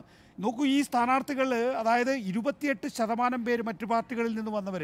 അതിൽ ദക്ഷിണേന്ത്യയിൽ അടക്കം ഏതാണ്ട് ആന്ധ്രാപ്രദേശിലൊക്കെ ആകെയുള്ള 5 സീറ്റിൽ 4 സ്ഥാനാർത്ഥികളും മറ്റു പാർട്ടികളിൽ നിന്ന് വരുന്നതാണ്. 37 പേര് കോൺഗ്രസിൽ നിന്ന് വരുന്നവരാണെന്നുള്ളതാണ്. ഉത്തർപ്രദേശിലേക്ക് സ്ഥാനാർത്ഥി ലിസ്റ്റ് നമ്മൾ നോക്കിക്കഴിഞ്ഞാൽ വിവിധ പാർട്ടികൾ എന്നുവെച്ചാൽ സ്ട്രാറ്റജി ഞാൻ നേരത്തെ ചൂണ്ടിക്കാണിച്ച പോലെ പ്രാണപ്രതിഷ്ഠയും കേരള സ്റ്റോറിയും കോൺഗ്രസിൻ്റെ അക്കൗണ്ട് ഫ്രീസിങ്ങും കെജ്രിവാളും കച്ചത്തീവും മാത്രമൊന്നുമല്ല. സ്ട്രാറ്റജി പലതരത്തിലാണ്. ഉത്തർപ്രദേശിലെ AMIMൻ്റെ സ്ഥാനാർത്ഥികളെ നമ്മൾ കണ്ടു, BSPയുടെ സ്ഥാനാർത്ഥികളെ കണ്ടു, പലതരത്തിലുള്ള ഓപ്പറേഷൻ നടത്തുന്നു. അപ്പോൾ BJPയെ സംബന്ധിച്ചിടത്തോളം അബ്കി ബാർ 400 പാർ എന്ന് പറയുന്ന മുദ്രാവാക്യവും അവർ മുന്നോട്ട് പോകുന്നുണ്ടെങ്കിലും കേവല ഭൂരിപക്ഷമായില്ല എന്നുള്ളത് സംബന്ധിച്ച് നല്ല വ്യക്തത ആ പാർട്ടിക്കുണ്ട്. അതുകൊണ്ടാണ് യഥാർത്ഥത്തിൽ ഈ പറയുന്ന സ്ട്രാറ്റജി എല്ലാം വരുന്നത്. സമൂഹത്തെ ഭിന്നിപ്പിക്കുക, സമൂഹത്തെ ഭിന്നിപ്പിച്ച് ചോരപ്പാടുകളിലൂടെ മാത്രമേ നമുക്ക് നടന്നു കയറാൻ കഴിയൂ. 2002 നമ്മൾ നടന്നു കയറി, 2014 നമ്മൾ നടന്നു കയറി, 2019 പ്രത്യേക വികാരം ഉണ്ടാക്കി. 2024 ഉണ്ടാക്കാൻ പോകുന്നത് കേരള സ്റ്റോറി ആണോ എന്നുള്ള കാര്യം നമുക്ക് അറിയാനിരിക്കുന്നേ ഉള്ളൂ. തന്നെ അത് വടക്കേ ഇന്ത്യയിൽ ഈ പറയുന്ന പോലെ RSSന്റെ മിലിറ്റൻസിയിലായിരിക്കും ഈ സിനിമ ആളുകൾ ഇപ്പോൾ ദൂരദർശൻ ഇരുന്ന് കാണുന്നുണ്ടാവുക. ശരി, കേരള സ്റ്റോറി തെരഞ്ഞെടുപ്പ് ലക്ഷ്യമിട്ടോ എന്നതായിരുന്നു നമ്മുടെ ചോദ്യം. യെസ് എന്ന് 4, നോ എന്ന് 1.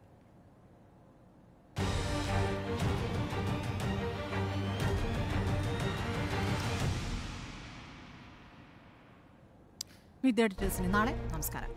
Good night.